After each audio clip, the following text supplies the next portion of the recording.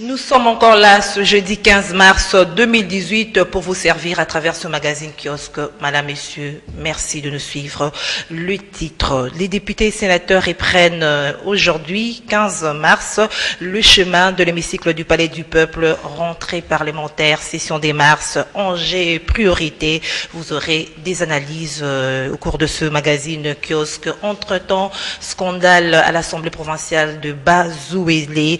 L'Assemblée provinciale est occupée par les éléments de la police. Les députés n'y siègent pas sur ordre du ministre de l'Intérieur. Prévu pour ce jeudi 15 mars 2018, la levée du corps de Rossi Mukendi, activiste pro-démocratie, a été reportée sine die. Des analyses à ce sujet, vous aurez avec nos invités sur ce plateau de kiosque. Entre-temps, la MONUSCO s'est dit prêt à apporter son soutien et son expertise dans la mise en œuvre de recommandations du rapport de la commission mixte sur les violations des droits de l'homme survenues lors de la marche, des marches du 31 décembre et 21 janvier 2018. Madame, Monsieur, nous avons deux invités sur ce plateau. Il s'agit de Fidèle Moussango. Bonjour Fidèle. Bonjour consoeur, comment vas-tu? Je vais bien, merci. En face de lui, c'est John Lungila. Bonjour John. Bonjour, merci pour l'invitation. Et en forme ce matin? Oui, ça va très bien. Je suis très content de retrouver ce plateau et surtout d'être en face d'un aîné, Fidèle Moussango. Je crois que le débat sera beaucoup plus constructif que basé sur des attaques personnelles comme on en a l'habitude souvent de vivre sur ce plateau. Nous espérons tous. Équipe technique, nous disons donc merci à la grande équipe technique sous la supervision de Romain Makonda, Doudou Montir à la réalisation, Eric Moffé du côté de l'exploitation, Bob Nzambi derrière la caméra. Les titres de journaux.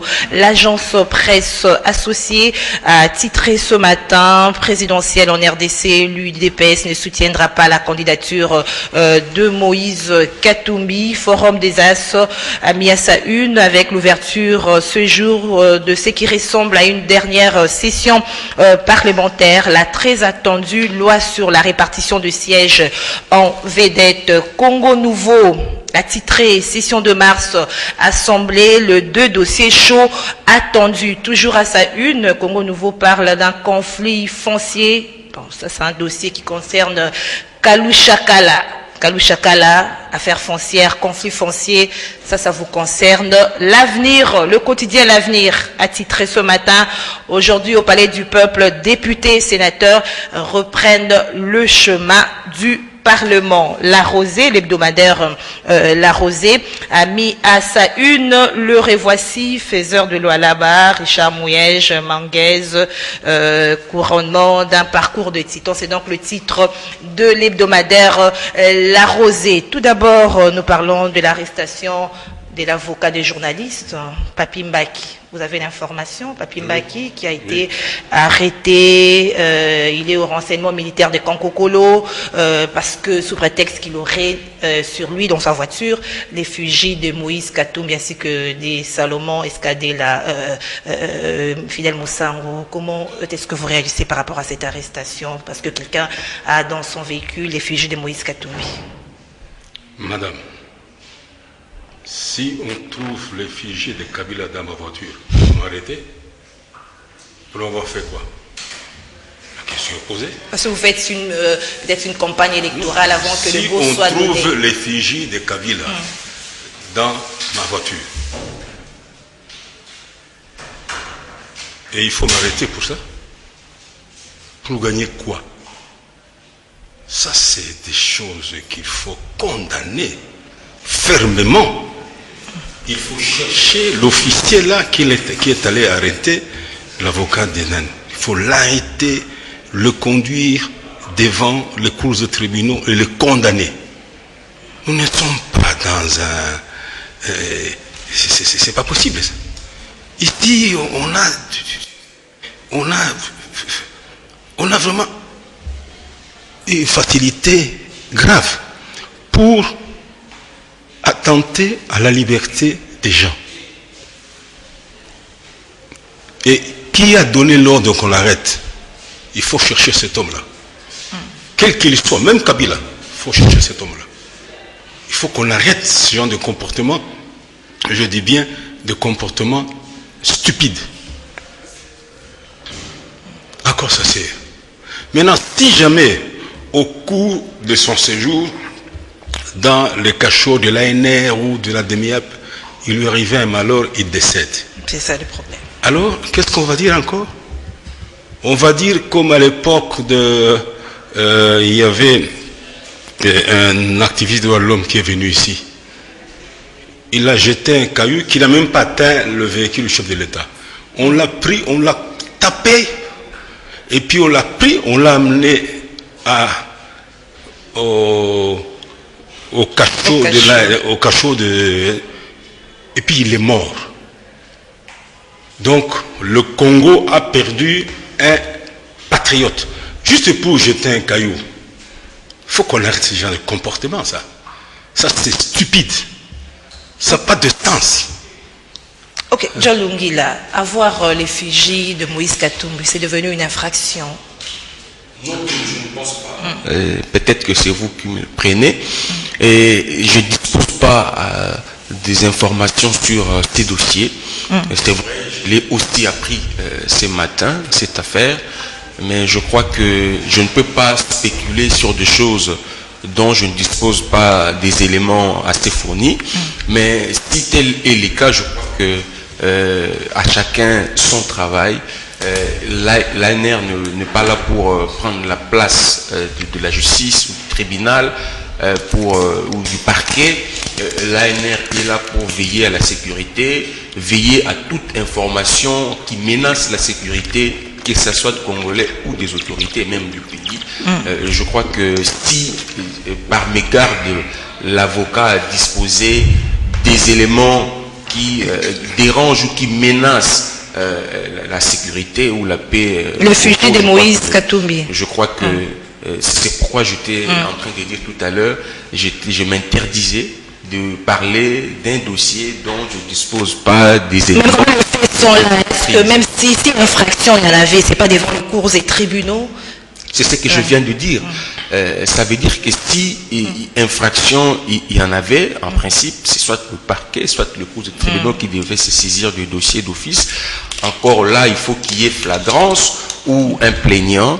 Mais dans le cas ici, c'est l'ANR qui passe à l'acte. Mais c'est déplorable aussi parce que des fois, quand l'ANR intervient, il y a des arrestations arbitraires, des fois la procédure n'est pas respectée et le droit de l'homme aussi n'est pas respecté. On tombe dans la violation de certains principes liés à la justice. Je crois qu'il faudrait procéder autrement pour éviter que l'action que l'on veut mener soit estampillé des éléments qui choquent ou qui dérangent certaines sensibilités. Ok. Merci John Lungila. Nous parlons de la rentrée parlementaire. Les députés et sénateurs reprennent les schémas du Parlement aujourd'hui. Je l'ai annoncé dans les titres. Quels sont les enjeux et les priorités de cette rentrée parlementaire selon vous? Les enjeux sont politiques, c'est clair. L'année, elle est électorale. Le calendrier a été publié par la CENI qui voudrait bien cette fois-ci que les Congolais votent avec la machine à voter. Vous savez beaucoup des difficultés qu'il y a autour de ces processus électoraux. Il y a des méfiances de la classe politique, d'une certaine classe franche de la classe politique vis-à-vis de la CENI. Nous voulons que cette année, les élections soient crédibles, transparentes et démocratiques. Et donc, c'est une opportunité pour les députés nationaux d'aider les Congolais à vivre l'alternance cette année, d'abord à travers le vote de loi. Il faut une loi pour la répartition de sièges. Deuxièmement, nous voulons vivre ces débats, que Nanga soit convoqué à l'Assemblée pour rassurer l'opinion, les Congolais, sur la crédibilité liée à l'usage de la machine à voter. Au-delà de cela, il y a beaucoup de choses. Le financement de la CENI, le calendrier qui doit être respecté.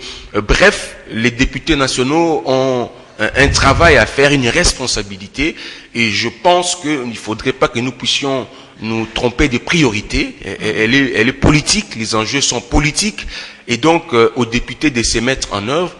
parce que cette année, les élections, nous les souhaitons, nous les voulons, l'alternance doit être vécue en 2018 ou rien. Il y a aussi la loi sur les manifestations publiques. La loi n'a pas été promulguée par les chefs d'État après plusieurs années, retournée à l'Assemblée nationale pour examen, à l'Assemblée nationale pour réexamen. C'est aussi une priorité.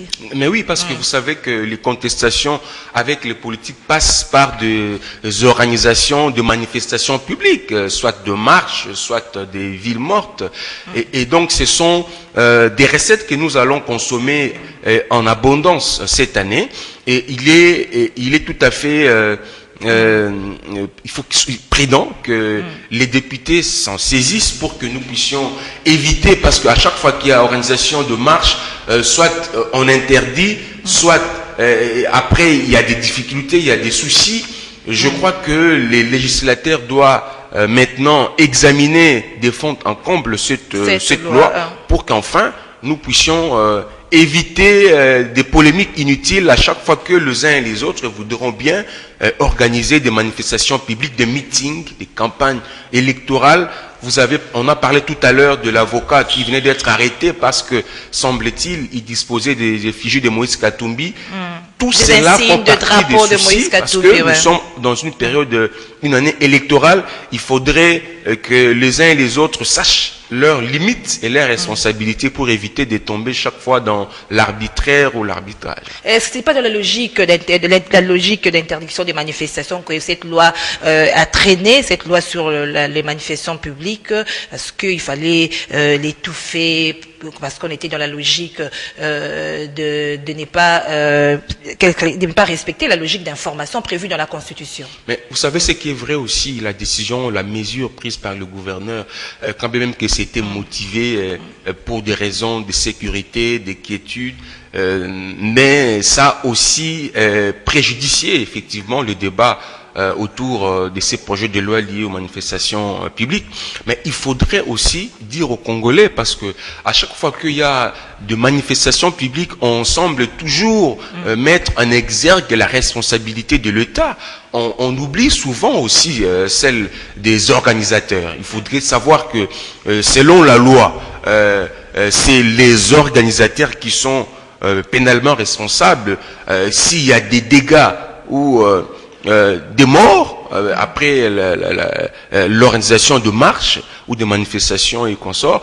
Mais l'État est là juste pour mettre à la disposition des organisateurs des éléments de la police pour l'encadrement, de manière à ce que ceux qui ne sont pas concernés puissent vaquer librement à leurs occupations. Je crois que, j'ose croire que tous ces éléments seront pris en compte pour que la responsabilité et des organisateurs soit connue par l'opinion, pour que dans les jours à venir, nous puissions éviter au pays des blessés, des morts, et à la fin de compte, on ne sait plus qui est responsable, qui doit répondre devant la justice, et éviter d'aller toujours dans ces flous juridiques. Oui, Fidèle Moussangou, les priorités par rapport à cette session de mars au niveau du Parlement. Nous étions en train de parler de la loi sur les manifestations publiques. La loi a été, le chef de l'État l'a annoncé lors de sa conférence de presse que ça devrait être une priorité. Est-ce que ça sera aligné cette fois-ci? Madame, parler du mois de la femme ou de l'année de la femme comme priorité, ça on se moque des femmes. Manifestation. Les femmes congolaises sont capables de beaucoup, n'est-ce pas, de beaucoup ils peuvent bouger. Ils peuvent bouger. Ça n'a pas commencé aujourd'hui. Madame, rappelez-vous à l'époque de Mobutu. Madame Pakassa avait réuni des femmes qui ont marché à partir de la Persada. On les a tabassés. On les a déshabillés. À l'époque de Mobutu. Maintenant, à la fin, on a dit à Mobutu, mais qu'est-ce que tu as fait? Les femmes congolaises sont capables du pire. Et des femmes avec Madame Pakassa. Vous oubliez ça. Alors, on ne rendra jamais comment défendre leurs droits pour en faire un problème un problème de... Non. Nous parlons de la loi sur l'examen, de la loi sur les manifestations publiques. Est-ce que ça devrait être une priorité au cours de cette session qui s'ouvre aujourd'hui? Mais cette loi existe. Le chef de l'État l'a promis lors de sa conférence de presse. Mais, maman, bien qu'il a également promis la loi sur le CENSA, qui jusque-là n'est pas encore là. Et il y a... regardez le comportement de nos dirigeants. Les questions qu'on appelle prioritaires, on les met à côté. On avance des petites questions, on appelle terre à terre. Terre à terre. Et l'année passe, et l'année passe. Vous voyez, les femmes congolaises sont capables du pire. Du pire. Et je vous donne l'exemple de Madame Pakassa. À l'époque de Mobutu, elle a rassemblé des femmes qui étaient à la gare, ils ont marché jusqu'au niveau de la BCDC. Et tout d'un coup, un véhicule avec des voyous sont venus taper les femmes, déshabiller les femmes et les ramener. Vous voyez là. Et vous vous rendez compte. Alors, qu'est-ce que Mobutu avait gagné? Il n'avait rien gagné. Alors, quelles sont les priorités pour cette session, M. Moussa? La priorité pour cette session, c'est de s'accorder sur le nombre de sièges. Ça, c'est la priorité. La répartition des sièges, oui. Sous les sièges. Et il faut un minimum de sérieux pour qu'il n'y ait pas de problème qui favorise les uns et défavorise les autres, parce qu'on est dans un camp ou dans un autre camp. C'est ça. Vous allez voir. Vous allez voir qu'est-ce qui va se passer. Vous avez vu ce qui s'est passé au Sankourou. Oui, ce qui s'est passé au Sankourou. Nous connaissons le Sankourou. Et tout d'un coup, le Sankourou a eu beaucoup plus de sièges que les autres. Les gens criaient au scandale. Au scandale. Et si on continue toujours à vouloir favoriser les uns contre les autres, les élections n'auront pas lieu. On doit avoir le minimum de sérieux. Le minimum de sérieux, ça veut dire le minimum d'esprit patriotique. Parce qu'écoutez, les élections passent, les hommes passent. Mais si vous voulez vraiment commencer à privilégier les uns contre les autres, mais si jamais il y a un troisième larron qui arrive, il va tout balayer. Il va tout balayer. Donc la priorité, ce sont la loi sur la répartition des sièges. Il y a également la recrudescence d'insécurité, M. Moussa. Maman, moi je vous dis, l'insécurité n'a jamais été un problème au Congo. L'insécurité au Congo a toujours été un prétexte pour ne pas organiser l'organisation des élections. C'est ça. Et ils vont le faire. Et ça va mal finir. Je vous dis, les gens ne vont pas accepter. Et si on ne fait pas attention, le feu risque de poindre à l'horizon. La sécurité en Ituri, dans les Kassai, malgré le gouvernement a dit mettre au Kamouina sans pour l'insécurité. Maman, quand même, moi je pose une question. Est-ce que nous sommes une république avec une armée et une police? Pour qu'il y ait des voyous venus de l'Ouganda qui viennent tuer les gens en Ituri. Et ils s'en vont dans la brousse. Qu'on nous réponde à cette question. Comme une sapo. C'est une affabulation, c'est un mensonge grossier. C'est une affabulation, un mensonge grossier. Maintenant, ça se voit maintenant. Tout ça fait partie des stratégies pour ne pas organiser les élections. Alors, si vous étiez député, qu'est-ce que vous recommanderez aux députés? Qu'est-ce que vous recommanderez aux députés, allais-je dire? C'est interpeller les ministres de la Défense, de l'Intérieur par rapport à cette question d'insécurité. Madame, est-ce que nous sommes une république où des voyous peuvent venir de l'Est? Ils viennent tuer les gens. massacrer les gens, détruire les biens, faire partir les gens. Est-ce que nous sommes une république? Est-ce qu'on ne voit pas, on se moque de nous? On se moque de nous. Tout ça fait partie des stratégies pour ne pas organiser les élections. Pendant tout ce temps, moi j'ai posé la question. Kamina Sapoula, c'est quoi? Au Kassai, il est Bakwa tel, Bena tel, ils vont se battre pourquoi? Ils se disputent quoi? C'est un mensonge. Et vous feriez quoi? Qu'est-ce que vous recommandez aux députés par rapport à cette situation d'insécurité? Madame, il faut même leur demander d'ouvrir l'œil. Parce que les gens qui interpeller les ministres de la Défense, de l'Intérieur, au cours de cette session. Il faut être beaucoup plus calme et on appelle dire les choses comme elles doivent se dire. Et arrêter les mensonges, dire non, ça c'est pas comme ça, voilà ce qu'il y a. Et on arrête chez soi. John Lungi, la priorité c'est également l'insécurité à travers le pays. On est Touri, la sécurité dans les Kassai, malgré que le gouvernement avait parlé de la fin de Kamwina Sampou. Si, la même question que je viens de poser à Fidel Moussango, qu'est-ce que vous recommanderez aux députés par rapport à cette situation d'insécurité? C'est une question qui doit être permanente. Il ne faut pas attendre seulement l'organisation des élections pour veiller à la sécurité. La sécurité, c'est une priorité, c'est une préoccupation quotidienne. C'est pourquoi la police existe, c'est pourquoi l'armée existe pour la sécurité et de personnes et de leurs biens et la défense du territoire national. Et à mon humble avis, ça serait une aberration d'attendre qu'il y ait élection pour s'activer par rapport aux questions sécuritaires. Mais je crois que c'est vrai, on nous a parlé des Kamwina Sampou, je ne veux pas revenir sur ces débats, mais j'invite seulement mon aîné à aller beaucoup plus visiter, lire les livres blancs qu'avait publié le gouvernement à travers la ministre des Droits humains, Mouché Bekwa.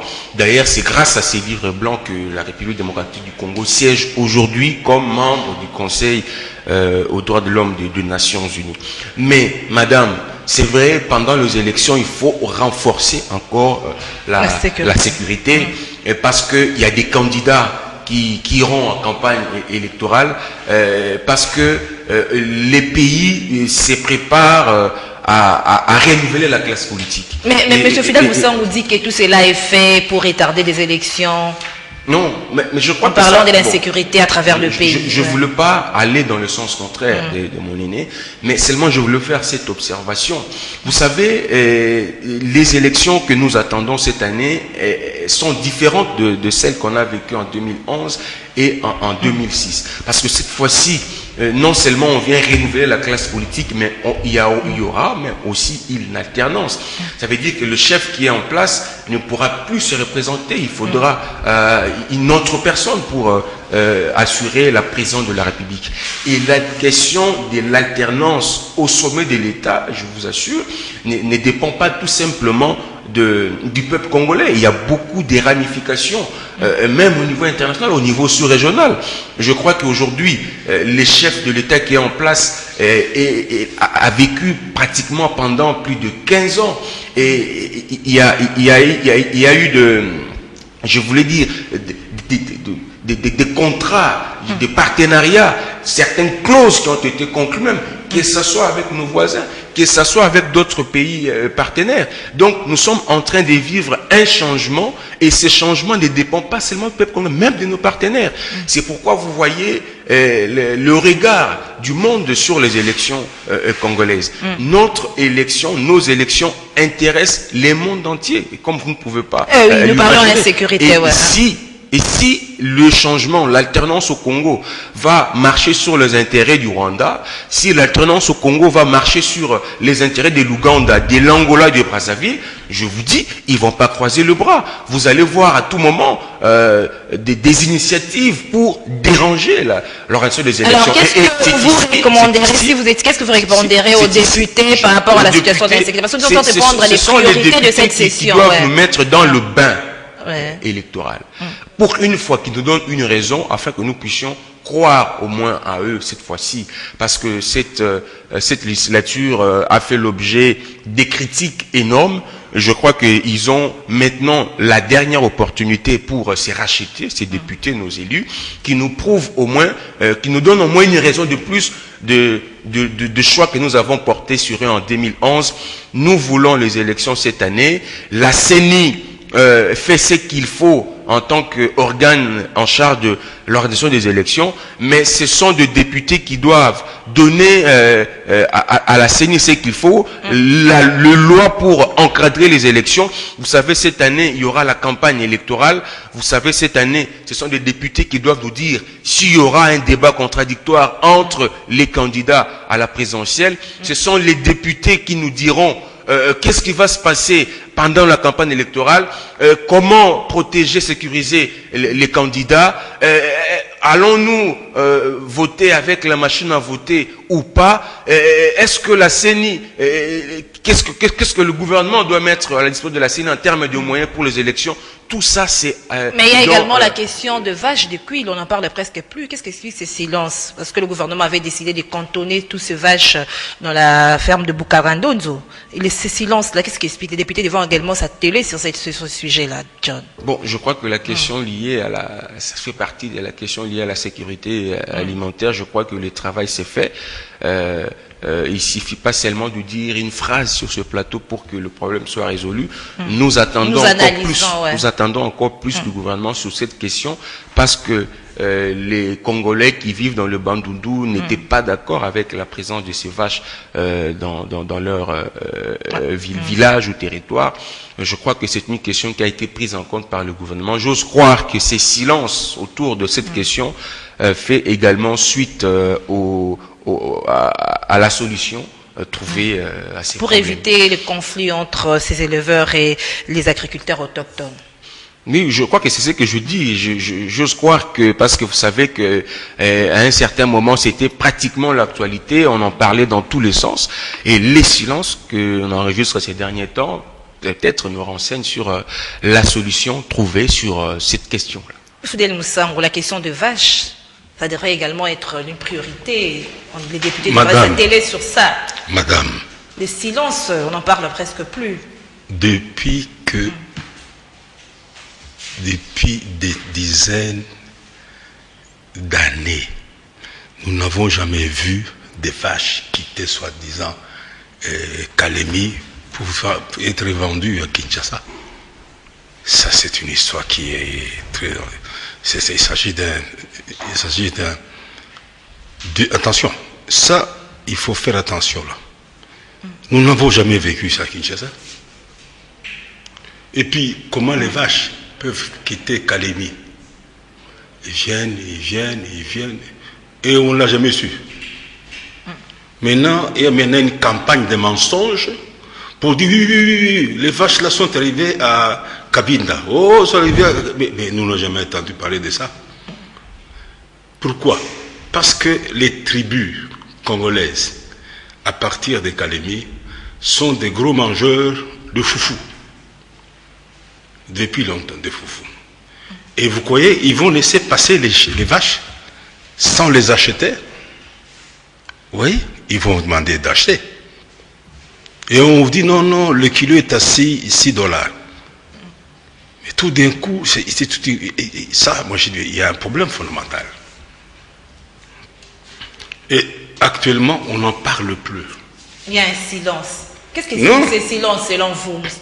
Moi, j'ai appris que les tribus congolaises à Kikwit ont acheté les vaches. Et les transporteurs de ces vaches sont rentrés chez eux.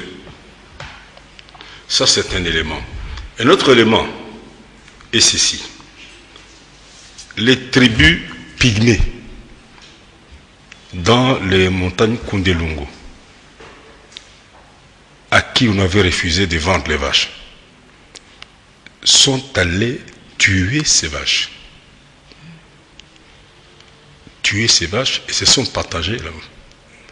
Vous voyez déjà, il y a un problème fondamental. Oui. Vous voyez là, ça c'est ce que j'ai appris. Mais moi, journaliste congolais, donc historien du présent, je n'ai jamais entendu parler des vaches qui sont venues de Calémie. Je n'ai jamais entendu parler. Je dis, mais comment? Ils sont venus comment? Donc il y a encore un complot, attention, qui risque d'éclater un matin. Est-ce qu'il va y avoir un conflit entre les autochtones agriculteurs et ces éleveurs qui sont... Non, le problème d'abord se pose. Ouais. Vous venez avec des vaches. On vous dit, oh, c'est 8000 vaches. Ah bon? 8000 vaches. Et tout d'un coup, non, ils sont Bukangalozo. Alors on pose la question. Donc, Bukangalozo, au lieu de servir de terrain pour faire le maïs, le manioc, tout d'un coup, on dit non, on va élever les vaches là-bas. Alors on se dit, mais qu'est-ce que c'est comme histoire? Oui, déjà. Allez, nous nous rendons dans le Bas-Zouélé, où on nous a parlé des scandales à l'Assemblée provinciale où les députés ne siègent plus. Il y avait une motion de censure contre le gouverneur, mais curieusement, pour que le gouverneur, au lieu de venir avec ses éléments de défense, il y a la police sur ordre du ministre de l'Intérieur qui interdit toute entrée, même aux administrateurs, aux députés. Monsieur Moussangou, c'est pas la première fois que le gouvernement central agisse de la sorte sur le gouvernement provincial, l'Assemblée provinciale. Mouva, ministre de l'Intérieur, il est sur trace de ses prédécesseurs. Madame, tout ça pose le problème de la bonne gouvernance. Tout ça pose le problème des recettes de l'État pour payer des députés provinciaux, pour payer les gouverneurs provinciaux, pour payer les administratifs. Alors, quand ils en ont marre, qu'est-ce qu'ils font? Ça éclate. Ça éclate. Alors ici à Kinshasa, qu'est-ce qu'on fait? On ferme. On dit, n'y allez pas. Décision plus ou moins sage. Mais en attendant, on ferme les gens, il faut le payer. Il faut le payer. Oui, il faut le payer. Et pourquoi on a fermé? Et pourtant la rentrée est prévue au 30 mars. Madame, l'Assemblée provinciale de Bas-Zouélé. Ça va aller mal. Regardez le nombre de gouverneurs qu'on a fait partir à X, Y, Z, ici au Kwango, au Kouilou. Non, ça devient effarant. Donc nous ne sommes plus une république. Parce que quand il y a quelques recettes, le gouverneur, il distribue entre les gens qui sont là. Alors, ceux qui n'ont rien reçu, ils montent un coup. Et puis, finalement, il y a le ministre de l'Intérieur qui intervient avec une brutalité. Il empêche les députés de faire leur travail de contrôle parlementaire. Voilà. Vous voyez. Alors, il faut arrêter ça. Nous sommes dans une pétaudière maintenant. Les gens font n'importe quoi. Oui. John, sur quelle base juridique repose cette décision du vice-premier ministre, ministre de l'Intérieur? Merci madame pour la question. Deux petites précisions. D'abord concernant le vache. C'est vrai, si vous allez dans le Bandundu, j'y étais, ça fait pratiquement un mois, j'étais à Massimanimba. Si vous restez à Massimanimba, juste même devant le siège de Kinkemulumba, à chaque 10 minutes, vous allez voir, il y a toujours passage de vaches. S'ils ne sont pas une dizaine, si pas 15, si pas 20, et consorts. Donc, ils viennent toujours, ils proviennent toujours des Kikwit. Ils ont tendance à aller à venir vers Kenge, vers Kwango, donc vers Kinshasa. Et moi-même, personnellement, j'étais à Kingunji, toujours dans le Massimanimba. Je suis allé pour un travail. Les habitants m'ont remis un cadeau qui était une vache que j'ai ramenée pratiquement 2 semaines après à Kinshasa. Et donc, la présence de vaches à Kinshasa ne pouvait pas étonner le grand frère parce que en grand nombre, c'est pas le Taoui. Mais par rapport à votre question, vous savez, il se pose un problème sérieux dans des provinces issues de démembrement. Les députés provinciaux ne maîtrisent pas encore leur travail. Vous savez, les députés provinciaux de 2006-2011 ont quand même bénéficié de sessions de formation sur les us et coutumes parlementaires, comment un député doit se comporter, ses responsabilités, son attitude, son langage et consorts. Mais ce n'est pas le cas cette fois-ci, parce que les députés, surtout dans des provinces nouvellement créées, ils se laissent faire. Ils font des confusions et ils pensent que l'argent encaissé par le gouverneur est destiné au partage. Ça veut dire, si le gouverneur a signé un contrat et qu'il y a de l'argent qui entre dans la caisse, cet argent est à partager. Si le gouverneur... Ma question était de savoir sur quelle base juridique repose cette décision du vice-ministre de l'Intérieur. Vice-premier ministre. Vous voyez tout ce qui se passe. On l'a vécu dans le Haut-Katanga, là-bas ne pouvait pas étonner. Et si le vice-premier ministre de l'Intérieur prend une telle décision, mais c'est de sa responsabilité, c'est sa mission, ça fait partie de son job description. Donc c'est le ministre de l'Intérieur qui est le patron de la territoriale, c'est lui qui est pratiquement le patron de tous les gouverneurs, c'est lui, et effectivement le chef de l'État y est aussi. Mais le gouverneur, le ministre de l'Intérieur est limité à un certain niveau.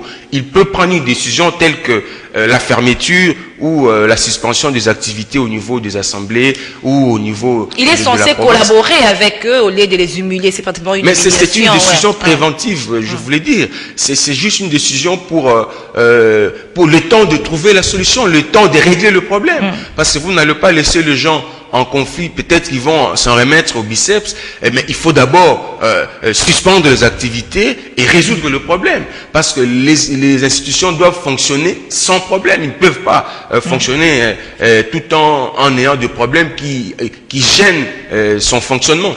Et je voulais terminer en disant, madame, parce que c'est très important. Par rapport à ce que vous venez de dire, si le vice-premier ministre de l'Intérieur a pris cette décision pour maintenir l'ordre public, c'est ce que vous voulez dire. Mais ce qui se passe ici, par exemple, à l'Assemblée nationale ou au Sénat, où il y a également aussi de bagarres, pourquoi il n'intervient pas pour fermer aussi l'Assemblée nationale, fermer le Sénat?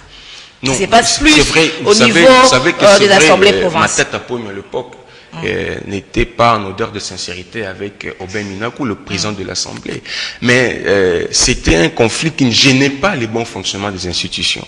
Vous voyez, et il y a eu bagarre à l'Assemblée nationale, oui c'est vrai, mais ça n'a pas empêché ou gêné le fonctionnement de l'Assemblée nationale. Mais ici nous sommes en train de vivre un problème qui existe et qui gêne le bon fonctionnement des institutions, d'où le ministre est obligé d'intervenir.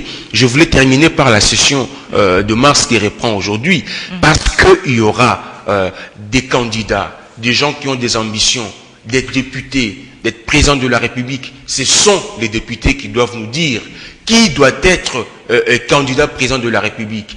Quels sont les critères pour être candidat? Aujourd'hui, il refait surface la question liée à la nationalité. Certains estiment que c'est un faux débat. Non, la question sur la nationalité n'est pas un faux débat. C'est un débat, nous devons en parler maintenant, parce que les Congolais vont se choisir un président de la République. Et la loi fixe les conditions pour toute personne qui veut être candidat à la présidence de la République. Ce n'est pas une fonction qui est ouverte à tout le monde. Il y a des critères et la loi, la Constitution est claire à ce sujet. On doit éviter de faire on a tendance, Fidèle Moussangou, que les gouvernements centraux ont tendance à protéger les gouverneurs au détriment des députés provinciaux. Vous savez, il y a qui sont empêchés de faire leur travail de contrôle parlementaire. Mais c'est un problème de fond, des recettes qui n'arrivent pas. Et les gouverneurs sont incapables de se mettre en règle avec les administratifs, les ministres provinciaux, tout ça. Alors c'est chaque fois des tiraillements, et puis chaque fois toujours, non, vous êtes ici, mais le gouverneur là, il vient de recevoir autant de... Et ça commence toujours. Alors, pourquoi ça? Parce que, on dit, gouverner, c'est prévoir. Oui. Le gouverneur d'ici doit savoir que, d'ailleurs, qu'on regarde bien, les recettes, je prends l'exemple du Congo ici. Congo produit que les recettes. Toutes les recettes. Les maniocs vendus au marché. Et ça va faire quoi? Le Congo ici. Vous allez par exemple au Sankourou. D'abord, il est enclavé. Il n'y a rien pour vous dire. Alors, et c'est ça le drame.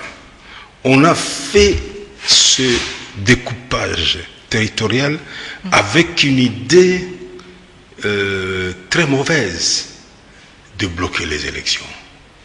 C'est ça. Sachant très bien que ça ne va pas marcher. Et nous sommes déjà là. Nous sommes déjà là. Je vous dis que ça va aller mal ici. Moi, je vous dis qu'il n'y aura pas élection. Déjà, vous savez, ici, il y a le régime est en train de chercher des poux sous la tête d'un certain Moïse Katumbi. En oubliant que, en le traitant d'étrangers, mais ici, nous avons des gens qui posent des problèmes de nationalité. Nous avons ça. Le groupe là, de Katumbistes, ils ont fait un dossier qu'ils vont déposer. Ils vont déposer à la Cour internationale de la justice, à la Cour des droits de l'homme de l'Union européenne, et ça va coûter cher. Ça sera une honte pour le Congo. Ah, vous dites, lui, il n'a pas congolais, mais tel. Voici. Vous allez dire quoi? Et on vous dit, voici. On cherche toujours à faire du mal là où il n'en est pas un. Moi, je ne cite pas des noms. Moi, je connais des gens qui ne sont pas congolais, ni de père, ni de mère. Il ne faut pas citer, nous prenons le dernier sujet, c'est la levée du corps de l'activiste pro-démocratie Rossi Mukendi. C'était prévu aujourd'hui, John, hein, mais il y a eu interdiction de la famille, des amis d'accéder à la morgue de l'hôpital général et à la cour, parce qu'on devait faire encore une autopsie par rapport au décès, de la mort de Rossi Mukendi. Je crois que nous avons tous demandé l'autopsie, parce que ce n'est pas une mort ordinaire de Rossi. Il faudrait qu'après, que les uns et les autres s'expliquent. Parce que, vous savez, on dit balle à caoutchouc, balle réelle. Il n'y a que l'autopsie qui peut bien nous éclairer.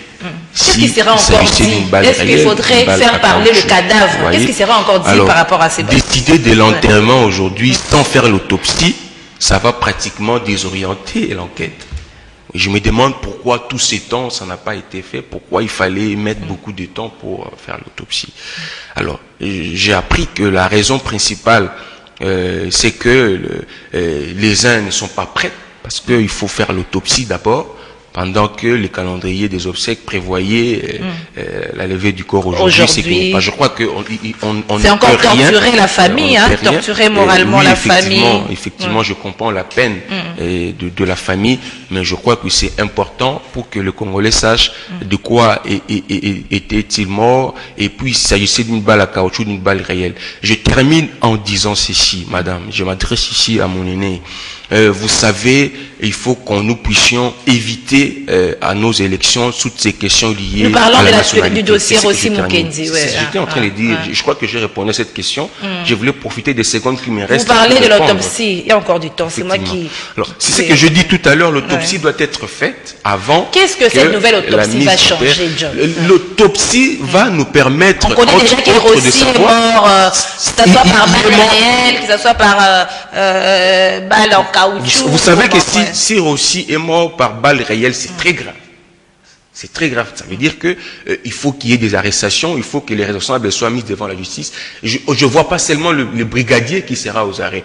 Même les officiers supérieurs et les responsables de la sécurité de la ville, du district et consorts seront aussi arrêtés.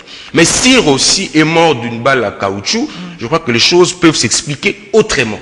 Alors, les débats, c'est autour de cette polémique-là. Et il n'y a que l'autopsie qui peut aujourd'hui nous dire, voilà, le compatriote a été tué par une balle réelle, une balle à caoutchouc. C'est important. Sinon, quel élément supplémentaire la justice veut prouver, selon vous? L'élément supplémentaire, c'est de confirmer ce que je viens de dire tout à l'heure. Mais il faudrait que la justice travaille en collaboration avec la famille. Il faudrait pas que d'une part, la famille s'organise et d'autre part, la justice fait comme si Rossi était issu d'un arbre. Non, c'est là où le problème se pose. Je crois que si la démarche, c'est pour laver l'image du pays, la justice et des officiers, et même rassurer la famille qui est choquée, inquiète, je crois qu'il faudrait procéder autrement, associer tout le monde. J'ai apprécié personnellement, j'ai apprécié personnellement l'approche de Mouchebe, quoi. Aujourd'hui, nous parlons du rapport de la commission mixte, qui a mis pratiquement ensemble tous les experts qui ont travaillé et produit les résultats, et un rapport qui aujourd'hui met à l'aise tout le monde. Alors, il faudrait que la justice aussi fasse la même chose dans l'affaire Osile, pour éviter, la famille est marginalisée, la famille est mise à côté, pendant que c'est eux qui sont beaucoup plus le premier. Mais pour Eric Abandaka, il n'y a pas eu d'autopsie. Bon, je crois que je n'ai pas assez des éléments à ce sujet, mais madame, s'il vous plaît, permettez-moi, je vais dire ici à mon aîné. Vous savez, la loi définit les critères pour toute personne congolais qui veut être candidat président de la République. Si vous êtes conscient que vous n'êtes pas congolais ou vous ne remplissez pas les critères, peu importe votre influence, ne venez pas créer les troubles. Ne venez pas créer les troubles. C'est vrai qu'Atumbi a travaillé avec des gens qui connaissent mieux qu'Atumbi que ceux qui ont travaillé avec lui. C'est vrai, nous condamnons le silence enregistré pendant que l'homme était gouverneur. Mais aujourd'hui, mieux vaut tard que jamais, et ça nous intéresse. Si on nous dit que l'homme n'est pas congolais, l'homme ne peut pas être candidat président de la République, on ne peut pas faire sourd-oreille. On ne peut pas justifier le justifier par le silence de la majorité. La loi est là, on doit respecter la loi. Il ne faudrait pas que... Merci, nous parlons de la levée du corps de Rossi Mukendi, qui a été reportée sine die. La levée devait se faire aujourd'hui, jeudi 15 mars 2018. Est-ce que c'est parce que le comité des laïcs catholiques avait prévu une messe vendredi, le jour de l'enterrement, qu'on a reporté pour éviter qu'ils puissent en profiter et mobiliser ce jour-là? Qui peut profiter de l'enterrement d'un Congolais pour créer des troubles? La question que se pose. Tout le monde sait que Rossi Mukendi a été assassiné. Ça, il ne faut pas cacher. La preuve, on est en train de tourner autour du pot, demain, après-demain. On sait que le Rossi a été assassiné. Et quand on parle de barres en caoutchouc, ça c'est la vaste blague. Il a été assassiné. C'est comme la fille de Kitambola. On l'a abattu à bout portant. C'est comme Tungulu, Armand Tungulu. On l'a abattu. Et il est allé mourir au niveau de la... on appelle ça...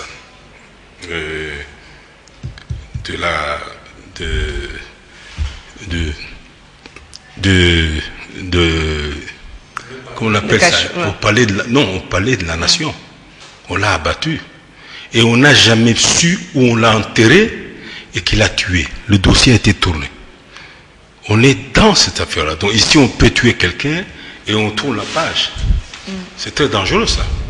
On va abattre les gens, balles perdues, ou bien balles à caoutchouc, ça c'est une mascarade.